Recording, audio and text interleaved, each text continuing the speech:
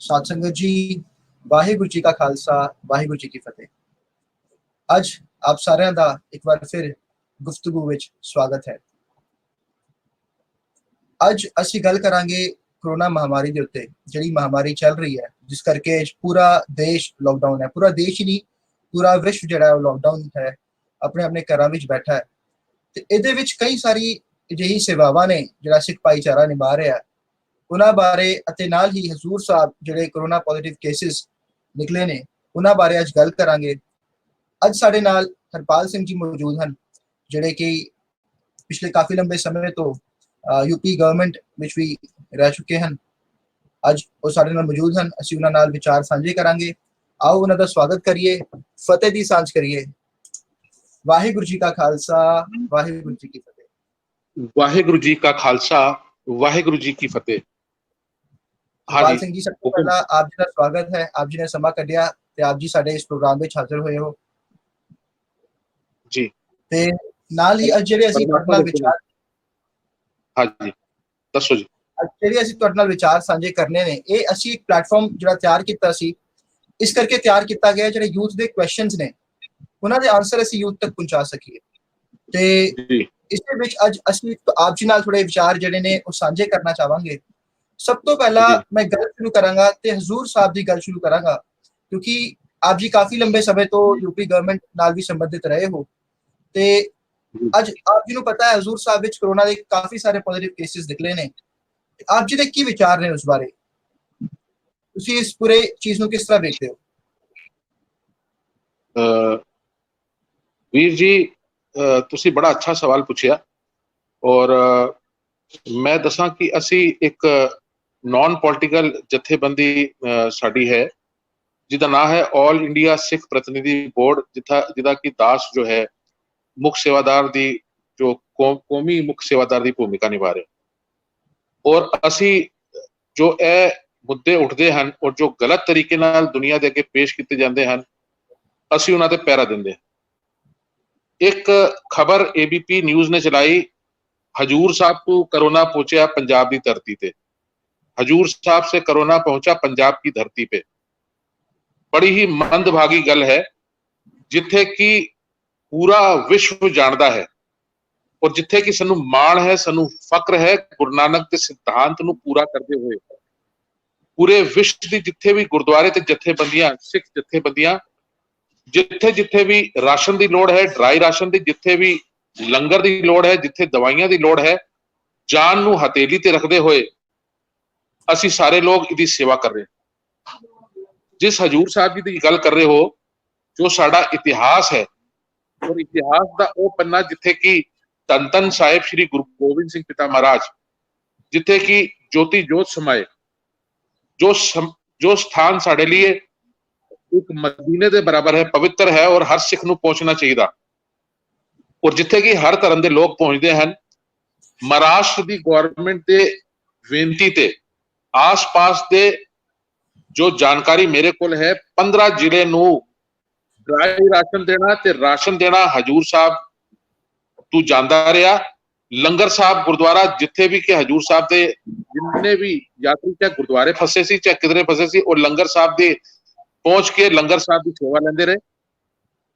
और उस तो पहले जब लॉकडाउन होया तो कुछ जो संगत सी वो गुरुद्वारे विच फस गई, उन्होंने बिल्कुल रखा गया। गुरुद्वारे विच पूरे नियम कानून जो कि सरकारी सी कि संगत का प्रवेश वर्जित, उससे पूरी एहतियात बरती गई। गुरुद्वारे के अंदर केवल स्टाफ और लंगर हॉल के अंदर जो भी संगत लंगर खान जाती सी, उसकी भी पूरी एहतियात बरती गई। और जब संगत परेशान हो गई लंबे लॉकडाउन के बाद, तो संगत ने कहा कि सानू घर जाना है और पंजाब गवर्नमेंट की बेनती और जिथे कि केंद्र सरकार की भी सहमति हुई और असीं उन्हां दे धन्नवादी भी हैं। उन्होंने परमिशन जाण दी मिली और जाण तो पहले अज तक गल किधरे की नहीं गई। जिन्ने भी यात्री सी 2500 किट कभी भी नहीं आ सकती, पर मैक्सीमम जिन्ने भी कर सकते सी उन्हां दा रैंडम टेस्ट किया गया। एक पूरा क्वांटम बनाया जाता और क्वांटम तो संगत ली जाती है या बंदे लिते जाते हैं और यह देखा जाता है कि हाँ इस कोई संक्रमित है कि नहीं। जो क्वांटम बनया तो उस हो गया कि कोई संक्रमण नहीं है और सर्टिफाइड होके लंगर साहब ਲੰਗਰ ਛਕ ਕੇ ਸਾਰੇ ਲੋਕ ਹਜੂਰ ਸਾਹਿਬ ਤੋਂ 4 ਰਾਜਾਂ ਤੋਂ ਨਿਕਲਦੇ ਹੋਏ ਔਰ ਹਰ 4 ਰਾਜਾਂ ਤੇ ਉਹਨਾਂ ਦੀ ਥਰਮਲ ਸਕੈਨਿੰਗ ਹੁੰਦੀ ਹੈ, ਉਹ ਪੰਜਾਬ ਦੀ ਧਰਤੀ ਤੇ ਪਹੁੰਚਦੇ ਆ। ਪੰਜਾਬ ਦੀ ਧਰਤੀ ਤੇ ਪਹੁੰਚਣ ਤੋਂ ਬਾਅਦ ਉਹ ਸਾਰੇ ਆਪਣੇ ਘਰ ਪਹੁੰਚ ਜਾਂਦੇ ਹਨ ਔਰ ਪੰਜਾਬ ਗਵਰਨਮੈਂਟ ਫਿਰ ਇਹਨਾਂ ਨੂੰ ਵਾਪਸ ਬਣਾਉਂਦੀ ਹੈ ਔਰ 178 ਆਦਮੀ ਨੂੰ ਸੰਕਰਮਿਤ ਘੋਸ਼ਿਤ ਕਰ ਦਿੰਦੀ ਹੈ। ਮਜ਼ਾਕ ਬਣਾ ਕੇ ਰੱਖਿਆ। ਪਹਿਲੇ ਕਿਧਰੋਂ ਹਜੂਰ ਸਾਹਿਬ ਤੋਂ ਸੰਕਰਮਣ ਹੋਇਆ ਨਹੀਂ। ਹਜੂਰ ਸਾਹਿਬ ਤੁਹਾਡੀ ਜਾਣਕਾਰੀ ਲਈ ਮੈਂ ਦੱਸਦਾ ਕਿ ਉਹ ਗ੍ਰੀਨ ਜ਼ੋਨ ਵਿੱਚ ਆਂਦਾ ਸੀ, ਉੱਥੇ ਕੋਈ ਸਮੇਂ ਤੱਕ ਸੰਕਰਮਣ ਪਾਇਆ ਨਹੀਂ ਗਿਆ ਸੀ। ਇਨ 4 ਸਟੇਟਸ ਵਿੱਚ ਕੀ ਹੋਇਆ, ਪੰਜਾਬ ਵਿੱਚ ਪਹੁੰਚੇ ਤੇ ਜੋ ਡਾਕਟਰ ਤੁਹਾਨੂੰ ਟੈਸਟ ਕਰ ਰਹੇ ਸੀ, ਜਿਹਨੇ ਥਰਮਲ ਸਕੈਨਿੰਗ ਕੀਤੀ ਹੈ ਕਿਤੇ, ਉਹਨਾਂ ਨੂੰ ਕਦੀ ਕੁਆਰੰਟਾਈਨ ਕੀਤਾ ਨਹੀਂ ਗਿਆ, ਰੈਗੂਲਰ ਕੰਮ ਕੀਤਾ ਗਿਆ ਜਾਂ ਤੇ ਇਨਫੈਕਸ਼ਨ ਉੱਥੋਂ ਹੋਇਆ ਔਰ ਜਾਂ ਜੋ ਪੰਜਾਬ ਤੋਂ ਬੱਸਾਂ ਭੇਜੀਆਂ ਗਈਆਂ ਜਿਹਦੇ ਡਰਾਈਵਰ ਸੀ, ਸੁਣਨ ਨੂੰ ਆਇਆ ਕਿ ਉਹ ਸੰਕਰਮਿਤ ਸੀ, ਉਹਨਾਂ ਨੂੰ ਕਿਤੇ ਵੀ ਕੁਆਰੰਟਾਈਨ ਨਹੀਂ ਕੀਤਾ ਗਿਆ, ਕੋਈ ਰੈਸਟ ਨਹੀਂ ਦਿੱਤਾ ਗਿਆ ਕਿ ਉਹ ਸੰਕਰਮਿਤ ਸੀ। ਤੇ ਕਹਿਣ ਨੂੰ ਇਹ ਕਿਸੇ ਨੂੰ ਬਿਮਾਰੀ ਹੋ ਸਕਦੀ ਹੈ, ਕਰੋਨਾ ਮੈਨੂੰ ਵੀ ਹੋ ਸਕਦਾ, ਤੁਹਾਨੂੰ ਵੀ ਹੋ ਸਕਦਾ, ਕਿਸੇ ਨੂੰ ਹੋ ਸਕਦਾ, ਕਿਉਂਕਿ ਇਹ ਕੰਟੀਜੀਨਸ ਡਿਜ਼ੀਜ਼ ਹੈ, ਕਿਸੇ ਨੂੰ ਵੀ ਹੋ ਸਕਦੀ ਹੈ। ਤੇ ਇਹ ਗੱਲ ਕਿਉਂ ਕਹਿਣਾ ਕਿ ਇਹ ਹਜੂਰ ਸਾਹਿਬ ਤੋਂ ਲੈ ਕੇ ਪੰਜਾਬ ਦੀ ਧਰਤੀ ਤੇ ਪਹੁੰਚੇ ਗੁਰਦੁਆਰੇ, ਜਿੱਥੇ ਕਿ ਤੁਹਾਨੂੰ ਭਰਨ ਪੋਸ਼ਣ ਦੇ ਰਹੇ ਹਨ, ਸਰਕਾਰ ਦੇ ਨਾਲ ਇੱਕ ਕਰੋਨਾ ਸਿਪਾਹੀ ਬਣ ਕੇ ਤੁਹਾਡੇ ਨਾਲ ਮੋਢੇ ਤੋਂ ਮੰਡੇ ਲਗਾ ਕੇ ਸੇਵਾ ਕਰੇ, ਤੇ ਸਾਨੂੰ ਸਿਲਾ ਮਿਲਣਾ।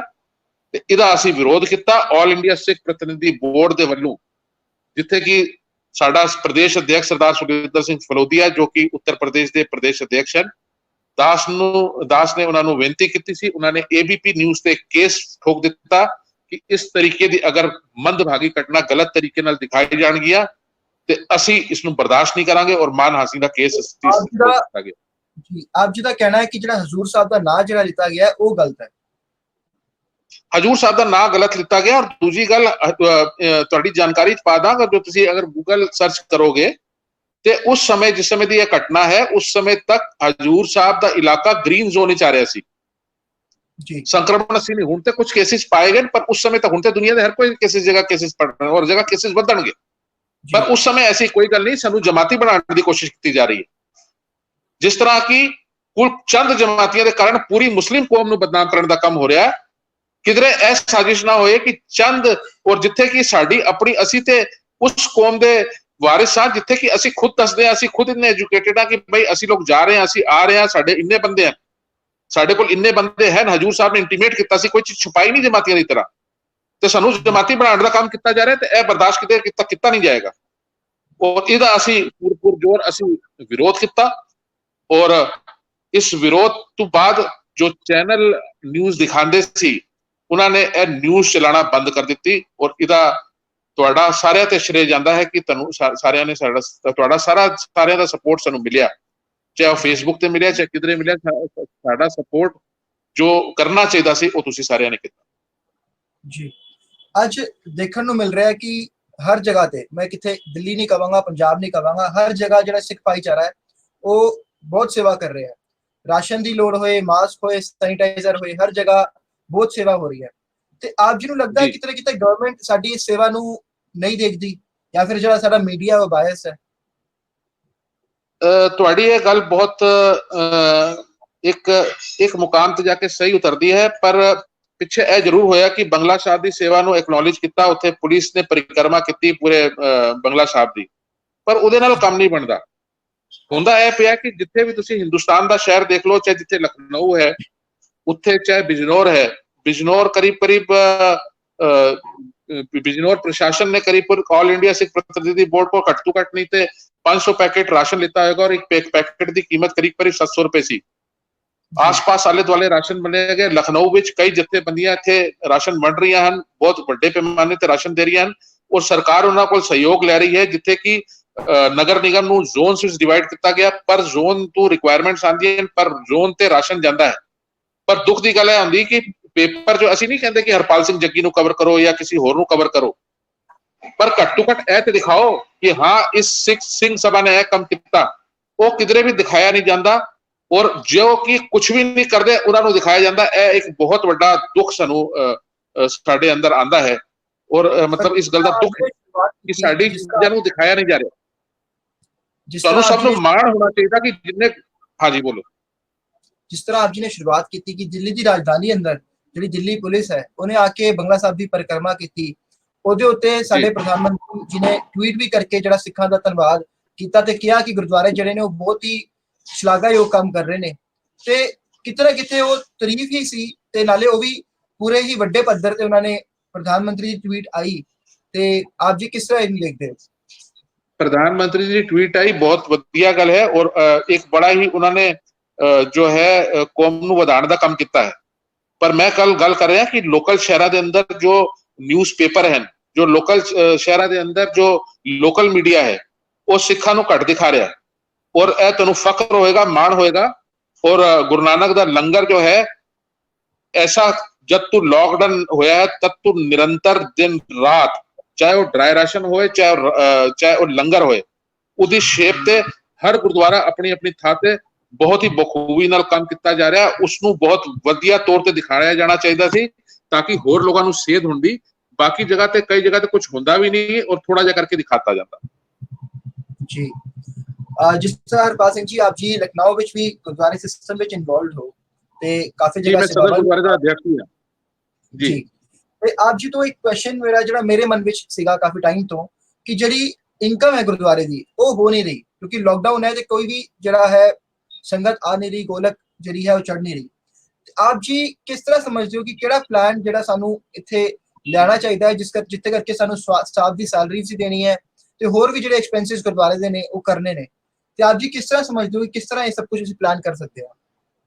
ਵੀਰ ਜੀ ਪਹਿਲੇ ਤੇ ਮੈਂ ਤੁਹਾਨੂੰ ਮੁਬਾਰਕ ਦੇਣਾ ਚਾਹੁੰਦਾ ਕਵਰਮੀਤ ਸਿੰਘ ਜੀ ਤੁਸੀਂ ਇਹ ਬਹੁਤ ਅੱਛਾ ਸਵਾਲ ਪੁੱਛਿਆ ਔਰ ਇਹ ਬਹੁਤ ਵੱਡਾ ਇੱਕ ਸੰਦੇਸ਼ਾ ਜਾਣਾ ਚਾਹੀਦਾ ਔਰ ਪਰਮਾਤਮਾ ਨੇ ਬਖਸ਼ਿਸ਼ ਸਾਡੇ ਤੇ ਕੀਤੀ ਕਿ ਇਹ ਸੰਦੇਸ਼ਾ ਗੁਰੂ ਨਾਨਕ ਸਾਡੇ ਮੂੰਹ ਤੋਂ ਕਢਵਾ ਰਿਹਾ ਜੀ। ਗੁਰਦੁਆਰਾ ਸਾਹਿਬ ਇਸ ਸਮੇਂ ਜਿੱਥੇ ਵੀ ਹਨ ਉਹ ਕੰਪਲੀਟਲੀ ਲਾਕਡਾਊਨ ਤੇ ਹਨ ਔਰ ਲਾਕਡਾਊਨ ਹੋਣਾ ਚਾਹੀਦਾ। ਗੁਰਦੁਆਰੇ ਦੇ ਅੰਦਰ ਪੂਰੀ ਰਹਿਤ ਮਰਿਆਦਾ ਨੂੰ ਕਾਇਮ ਕਰਦੇ ਹੋਏ ਦੀਵਾਨ ਸਜਣੇ ਚਾਹੀਦੇ ਔਰ ਜਗ੍ਹਾ ਜਗ੍ਹਾ ਦੀਵਾਨ ਸਜ ਰਹੇ ਨੇ। ਗੁਰਦੁਆਰਾ ਸਦਰ ਵਿਖੇ ਵੀ ਲਖਨਊ ਦੇ ਅੰਦਰ ਸਵੇਰ ਦਾ ਔਰ ਸ਼ਾਮ ਦਾ ਦੀਵਾਨ ਆਨਲਾइन चलता है।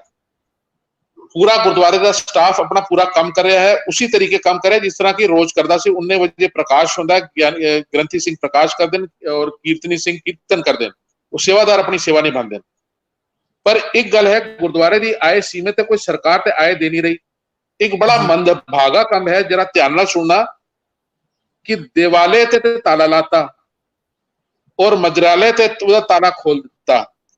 जितों अध्यात्म मिलना से जितों की एक साडा जो इस समय कोरोना तो जो संताप साड़ी आत्मा ते साडे वापर रहा है उस तो ए गुरु घर ही सानू निजात दिला सकते सी। पर ठीक है वो भी जरूरत सी, वो एक बहुत बड़ी जरूरत सी और जिसनों की असी ए मनदे हां कि ए सरकार ने सही नियम किया।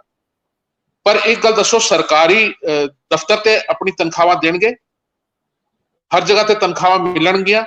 गुरुद्वारा किस तरह चलता है? गुरुद्वारा चलता है साडे दसवंत दे नाल, असी जो मत्था टेकदे उहदे नाल। जे हुण गुरुद्वारे बंद कर दिते ते लोग मत्था कित्थों टेकणगे? जो रसीदां दसवंत दी कटांदे सी, रसीदां कित्थे कटणगियां?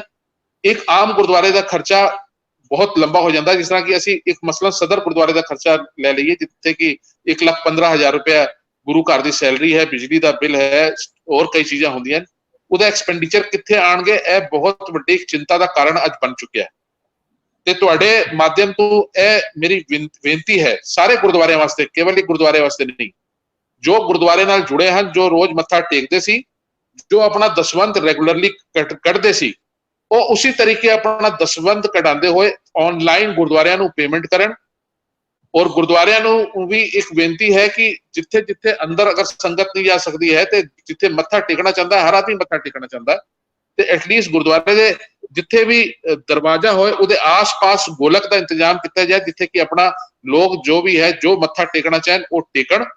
और गुरुद्वारे दे वास्ते सैलरी जो स्टाफ की सैलरी है, जो ग्रंथी सिंह की सैलरी है, जो साडे रागी सिंघां की सैलरी असी उन्हां नूं दे पाईए। और गुरुद्वारे के अंदर जो गुरमत विचार और कीर्तन जो घरां विच बैठ के ऑनलाइन असी आध्यात्मिक लाहा लै रहे हैं, वो असी लाहा इसी तरीके लेंदे रही। इसलिए बहुत जरूरी है कि सारे जिन्ने भी असी हाँ वो गुरुद्वारियां नूं इस जगह ते सपोर्ट करन। जी, जिस तरह हुण लॉकडाउन है ते आप जी किस तरह समझदे हो संगत किस तरह दर्शन जिहड़े आ गुरुद्वारियां दे कर सकदी है?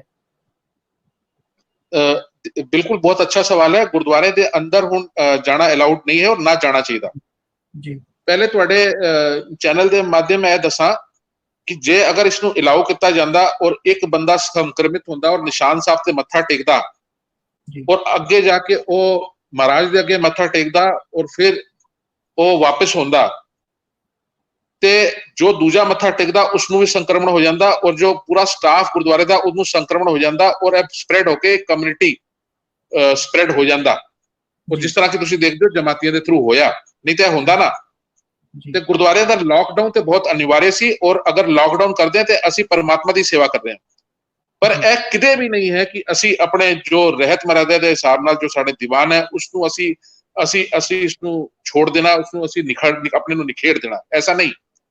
ਸਵੇਰੇ ਦਾ ਦੀਵਾਨ ਜਿਸ ਤਰ੍ਹਾਂ ਕਿ ਅਸੀਂ ਰੋਜ਼ ਕਰਦੇ ਹਾਂ ਔਰ ਅਮੂਮਨ ਹਰ ਗੁਰਦੁਆਰੇ 'ਚ ਹੁੰਦਾ ਹੈ, 5 ਵਜੇ ਨਿਤਨੇਮ ਸਟਾਰਟ ਹੁੰਦਾ ਹੈ ਔਰ ਉਸ ਤੋਂ ਬਾਅਦ ਨਿਤਨੇਮ ਤੋਂ ਬਾਅਦ ਕੀਰਤਨ ਹੁੰਦਾ, ਕੀਰਤਨ ਤੋਂ ਬਾਅਦ ਗੁਰਮਤਿ ਵਿਚਾਰ ਹੁੰਦੇ ਨੇ ਔਰ ਉਸ ਤੋਂ ਬਾਅਦ ਆਨੰਦ ਸਾਹਿਬ ਦਾ ਪਾਠ, ਅਰਦਾਸ ਔਰ ਹੁਕਮਨਾਮਾ, ਇਹ ਸਾਰੀ ਕਾਰਵਾਈਆਂ ਅਸੀਂ ਕਰਦੇ ਹਾਂ। ਸ਼ਾਮੀ ਵੀ ਅਸੀਂ ਇਸੇ ਤਰੀਕੇ ਕਰਕੇ ਮਹਾਰਾਜ ਦਾ ਜਿਸ ਤਰ੍ਹਾਂ ਸਵੇਰੇ ਪ੍ਰਕਾਸ਼ ਕਰਦੇ ਹਾਂ, ਸੁਖਾਸਨ ਕਰਦੇ ਹਾਂ। ਇਹ ਸਾਰਾ ਕੰਮ ਅੱਜ ਇੰਨਾ ਵਧੀਆ ਮਾਧਿਅਮ ਹੈ ਕਿ ਫੇਸਬੁੱਕ ਤੇ ਇਹ ਕੀਤਾ ਜਾ ਸਕਦਾ ਹੈ। ਗੁਰਦੁਆਰਿਆਂ ਦੇ ਅਕਾਊਂਟ ਹੋਣੇ ਚਾਹੀਦੇ ਜੋ ਅਸੀਂ ਗੁਰਦੁਆਰਾ ਸਦਰ ਵਿਖੇ ਕੀਤਾ ਹੋਇਆ ਹੈ।